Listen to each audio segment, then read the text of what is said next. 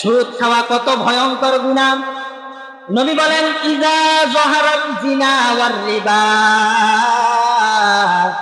নবী বলেন ইজা যাহারাজ জিনা ওয়ার রিবা ফি ক্বরিয়াতিন ফাকাদ আহাল্লু বিআনফুসিহিম আযাবাল্লাহ। নবী বলেন যে এলাকার মধ্যে দুইটা অপরাধ বেড়ে যাবে, কয়টা? দুইটা অপরাধ যদি কোনো এলাকায় বেড়ে যায়, এক নাম্বার জিনা ব্যভিচার, দুই নাম্বার সুদ খাওয়া। এক নাম্বার জিনা, দুই নাম্বার সুদ খাওয়া।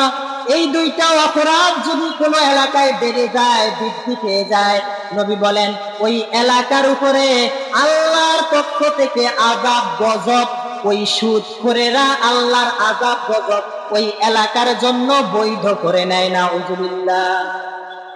এই কারণে প্রত্যেকটা এলাকায়, যে এলাকায় মানুষগুলো সুদ খায়, যারা সুদ খায় না তাদের উচিত ওই মানুষগুলোকে বুঝানো, এ ভাই তোমরা যে সুদ খাইতেছো, তোমাদের সুদের গুনার কারণে আমাদের গ্রামের মধ্যে, আমাদের সমাজের মধ্যে আল্লাহর পক্ষ থেকে আযাব গজব আসতে পারে রে ভাই। অনুরোধ করে বলি রে ভাই, সুদ খায়ো না, সুদ খায়ো না। তোমাদের সুদের কারণে আজকে আমাদের সমাজের মধ্যে আল্লাহর আযাব গজব পতিত হইতে পারে। নাউযুবিল্লাহ।